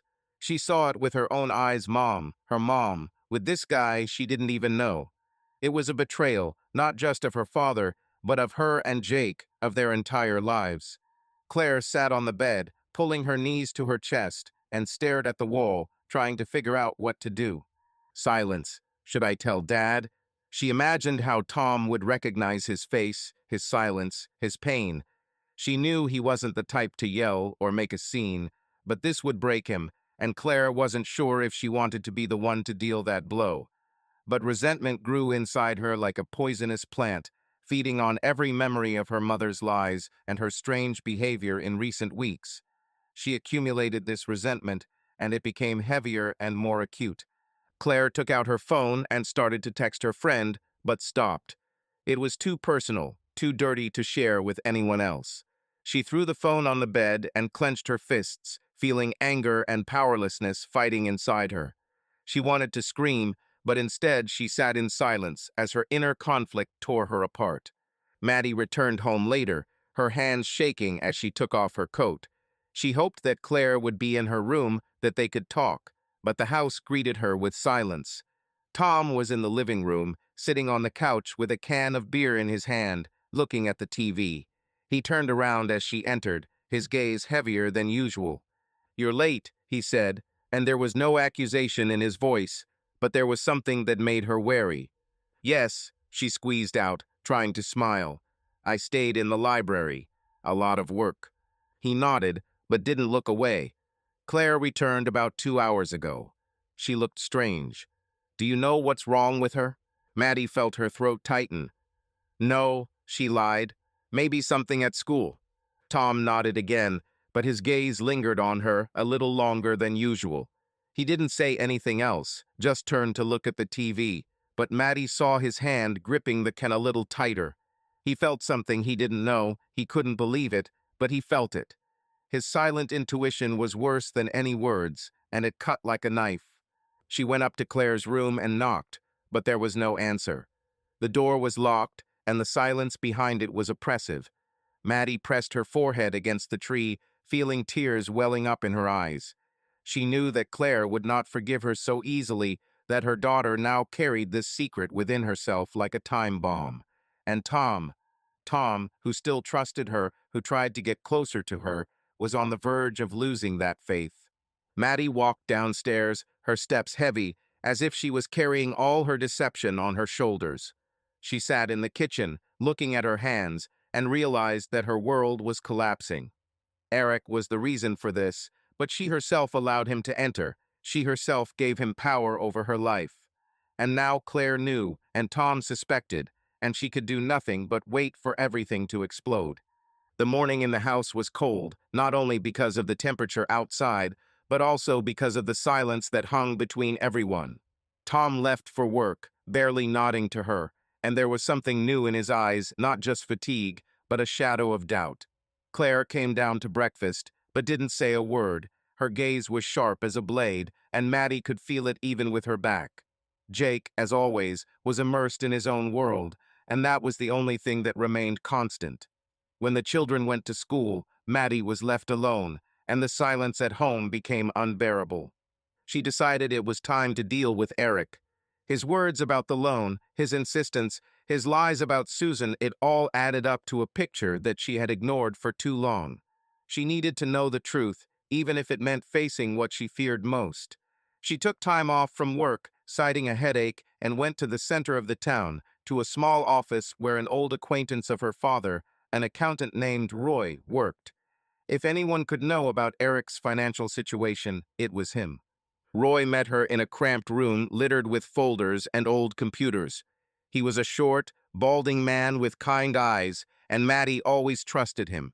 She sat down opposite, feeling her hands shaking, and began without preamble. "Roy, I need to know something," she said, trying to keep her voice level. "About Eric Langdon. Do you know anything about his affairs?"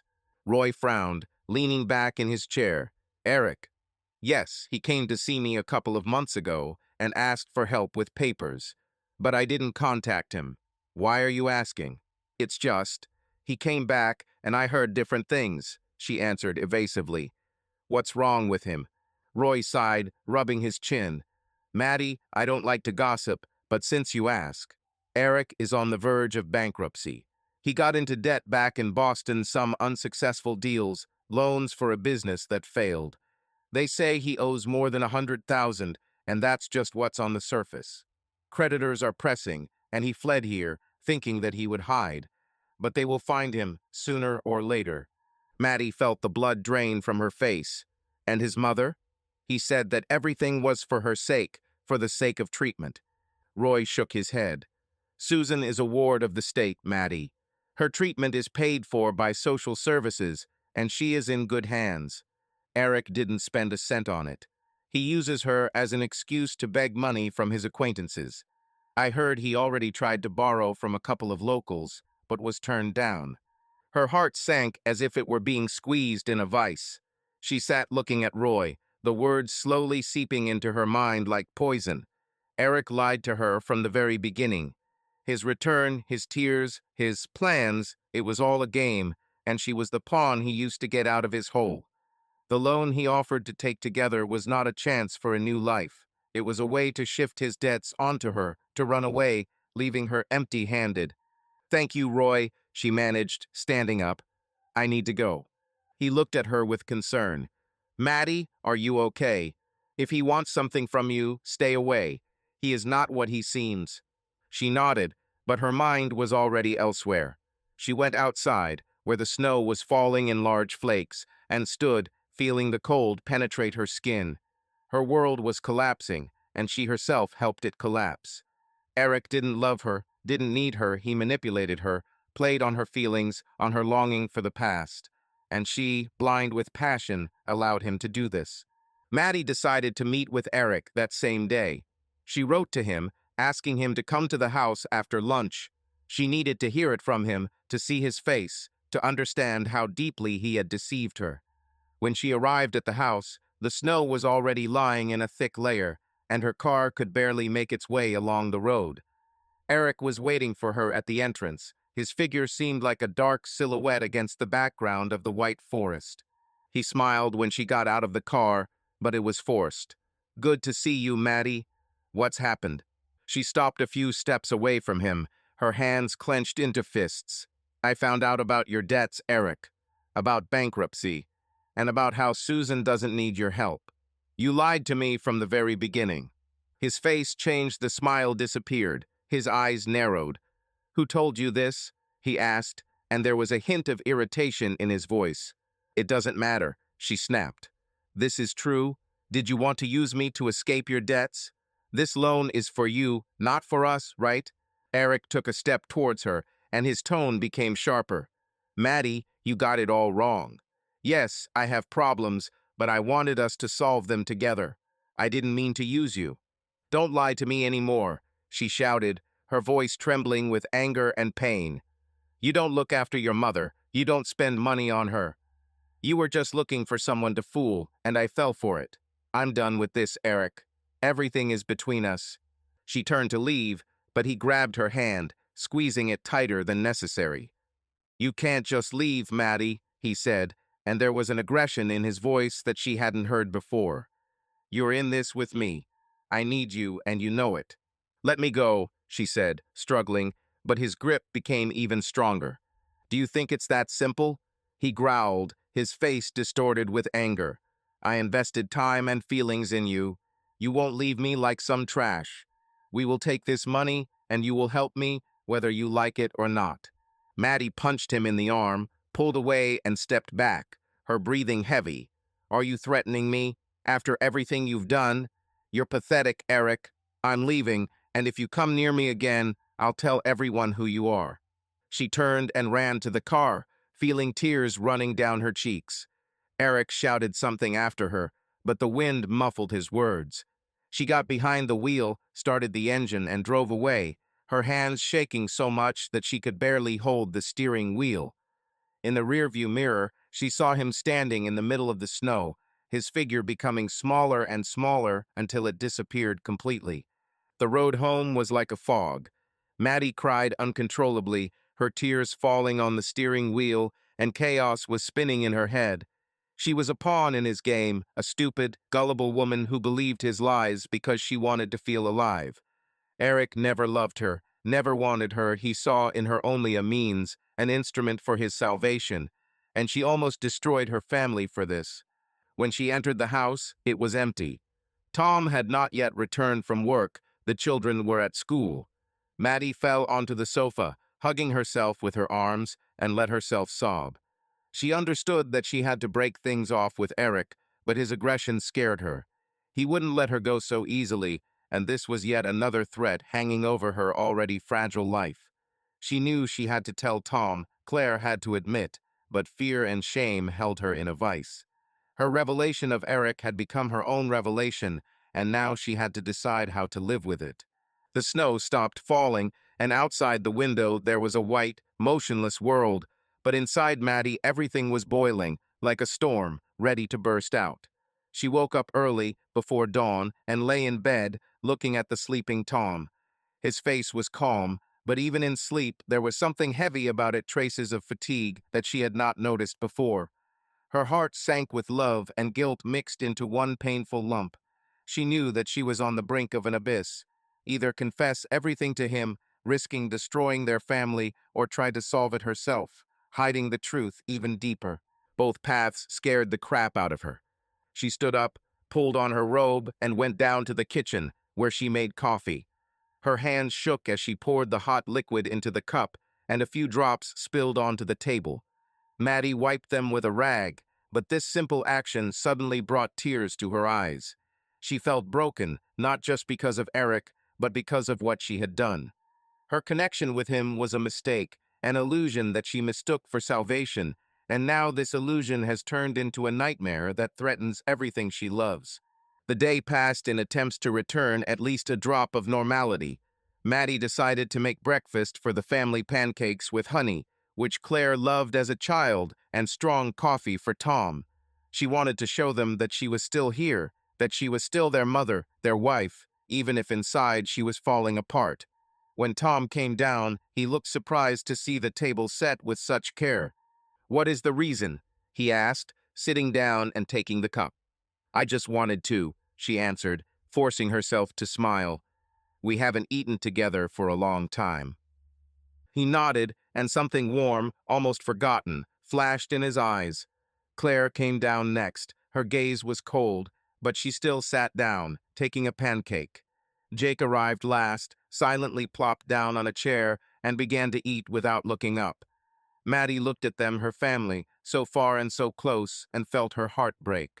She wanted to talk, to say something that would bring them closer, but the words got stuck in her throat. "How are things at school?" she asked, turning to Claire, hoping to break through the wall of silence. "It's normal," the daughter muttered, without looking at her. Her tone was harsh, and Maddie knew why. Claire saw her with Eric, and this secret now stood between them like an invisible abyss. Tom coughed, as if sensing the tension. "I thought maybe we'll go to the skating rink tomorrow," he suggested, his voice softer than usual. "All together. We haven't been out for a long time." Maddie nodded, grateful for his attempt. "Good idea." "Really, guys?" Jake shrugged, and Claire remained silent, but did not object. It wasn't much, but it was enough to give Maddie a glimmer of hope.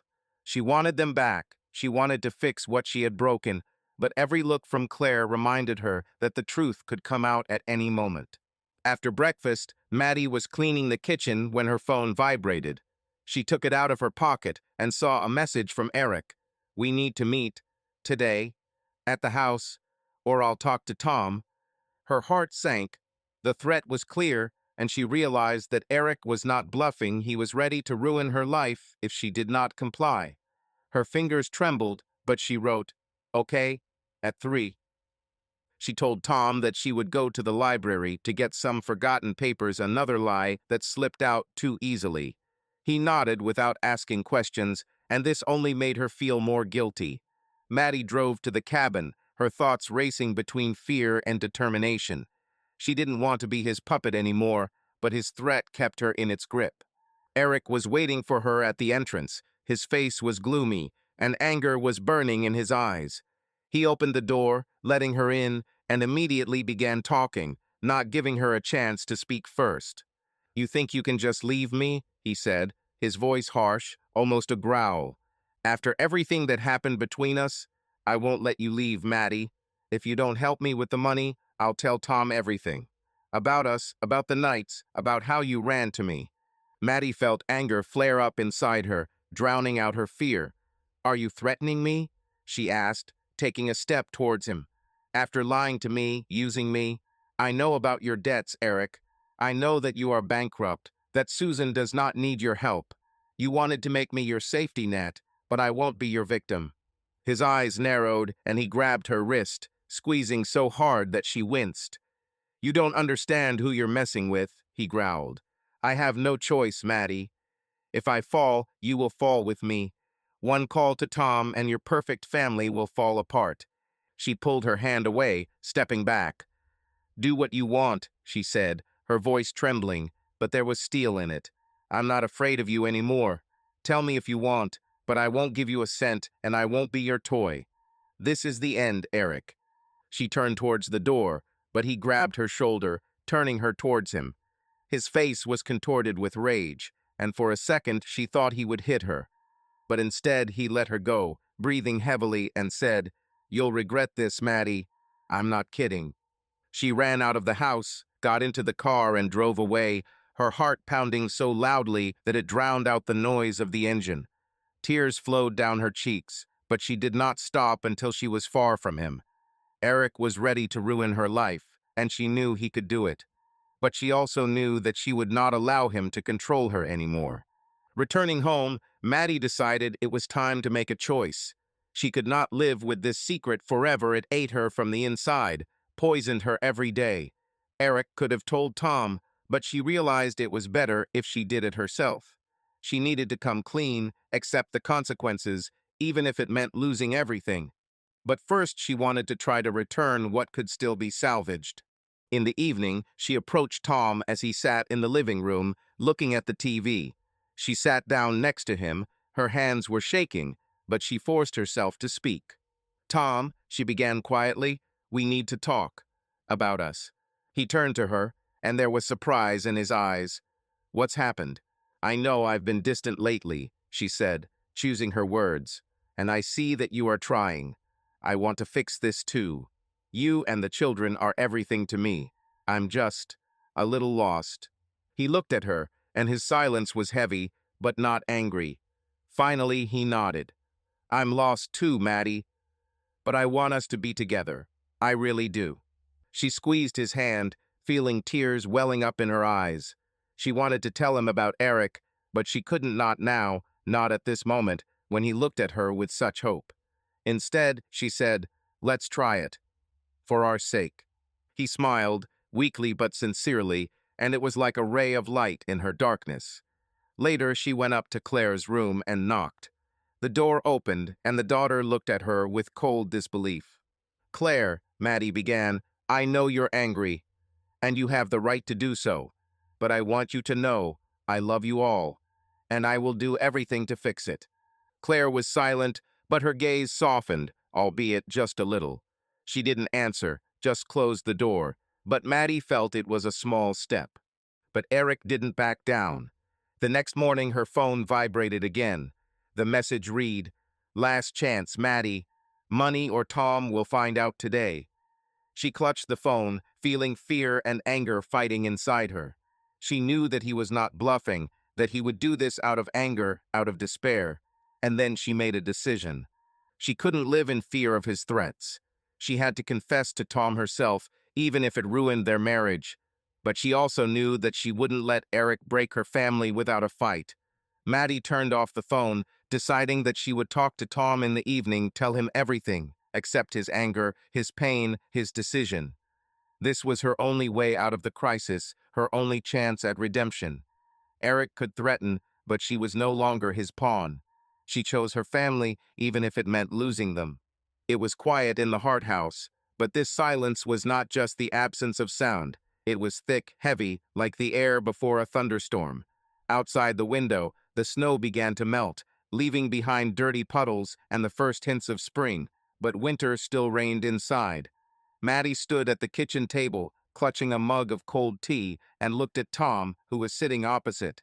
His face was impenetrable, but something flashed in his eyes that she could not decipher: pain, anger, confusion.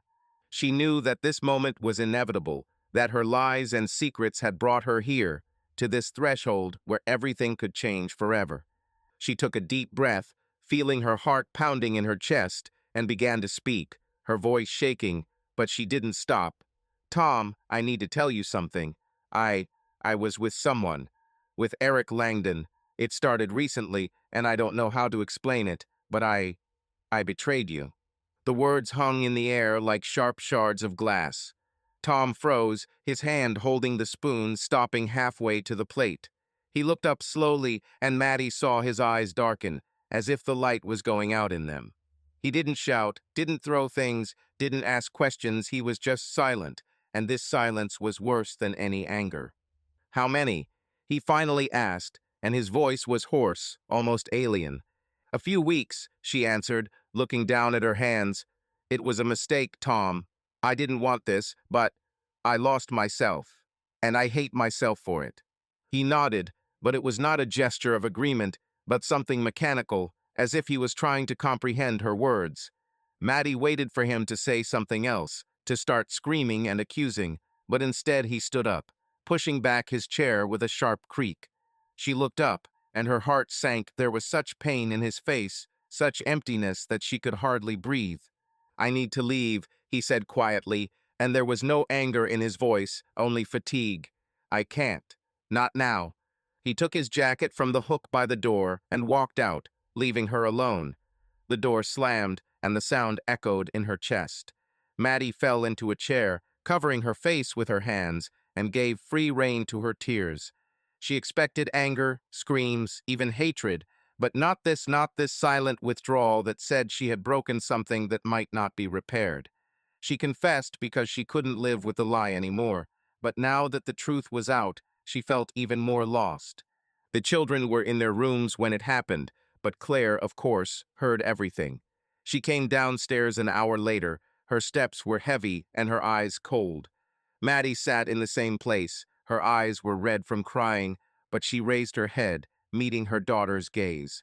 "Did you tell him?" Claire asked, crossing her arms over her chest. "Yes," Maddie answered, her voice weak but honest. "I had to."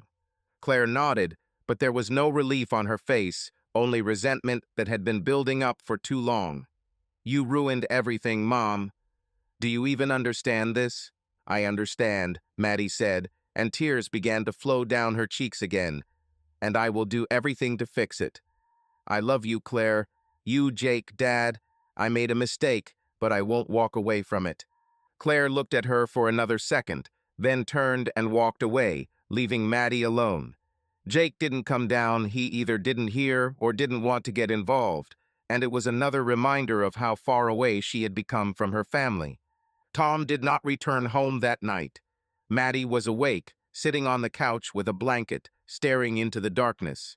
She didn't know where he was, maybe with a friend, maybe in the forest, where he always found peace. Her phone was silent, and this silence was like a sentence. She understood him. The betrayal was too great, too deep for him to cope with immediately. But she hoped he would return, giving her a chance to explain herself, even if it didn't bring them back to the way they were before. In the morning, her phone vibrated, and she grabbed it, expecting to see a message from Tom. But it was Eric. His words were short and poisonous. "You made your choice. I told him everything. Goodbye, Maddie." Her heart sank. She didn't know if it was true or if he was bluffing, but fear tightened her throat. If Tom already knew from Eric, her confession could only be confirmation, the final blow. She called Eric, her fingers trembling, but he didn't answer. An hour later, she learned from Marge that Eric had been seen in the city center. He was loading things into a car, clearly planning to leave. Rumors had already begun to spread. Some said that creditors had found him, others that he simply ran away, as he always did. Maddie realized that his threats were a last act of desperation, an attempt to hit her one last time. He was leaving behind the chaos that she herself had helped create. Tom returned the next day, late in the evening. Maddie heard the key turn in the lock and ran into the hallway, her heart pounding. He walked in, brushing mud off his shoes, and looked at her. His face was exhausted, his beard was disheveled, and his eyes were red, as if he had not slept. "Tom," she began, but he raised his hand to stop her. "I was at Bill's," he said, referring to his friend who lived outside the city. "I needed air," thought. She nodded, not knowing what to say. He walked into the living room, sat down on the sofa, and motioned for her to sit next to him. Maddie obeyed, her hands shaking, but she waited for him to say. "Eric called me yesterday," he began, and his voice was low, almost lifeless. "He told me about you. I didn't want to believe it, but then you said it yourself. And I don't know what to do about it, Maddie." She closed her eyes, feeling the tears flow again. "I'm so sorry, Tom. I didn't mean to hurt you. It was a mistake, and I hate myself for it." He was silent, looking at the floor, and this silence was painful. Finally, he spoke again. "I loved you, Maddie. Still love me, I guess. But this is too much. I can't just forget. Not now." "I understand," she whispered. "I'm not asking you to forget. I just want you to know that I want to make things right. If you give me a chance." He shook his head, not sharply, but wearily. "I need time. I don't know if I can stay, but I won't leave my children. And I don't want it to end like this." Maddie nodded, feeling pain mixed with relief. He didn't leave forever, didn't abandon her completely. It was not the end, but not the beginning, either, something in the middle, fragile and uncertain. Eric left town that night. Maddie learned about this from Elsie, who saw how his car drove out of the town, leaving behind only rumors and debts. His departure was like an exhalation. He could no longer threaten her, could not keep her in his networks. But the damage had already been done, and now she had to live with it. The kids went back to their routine, but Claire still kept her distance. Her resentment was deep, and Maddie knew it would take time to get over it. Jake remained aloof, as if nothing had changed, but she saw her guilt in his silence. Maddie and Tom were left alone in the house when the children went to school. They sat in the living room, looking at the melting snow outside the window. There was a silence between them, but not hostile, rather, full of loss and hope at the same time. They have lost a lot: trust, intimacy, the simple life that they had before. But spring was approaching, and with it came something new, unclear, but possible.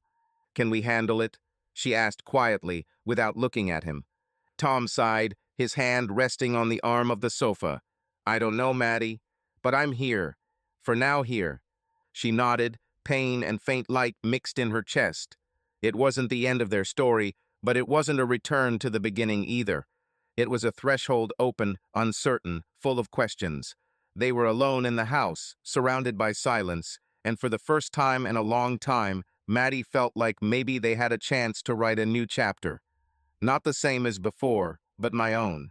Subscribe to our channel so that your love doesn't cheat on you, and go ahead and listen to the next story, because this story is nothing compared to the next one. If you're under 18, don't even think, click to the next one.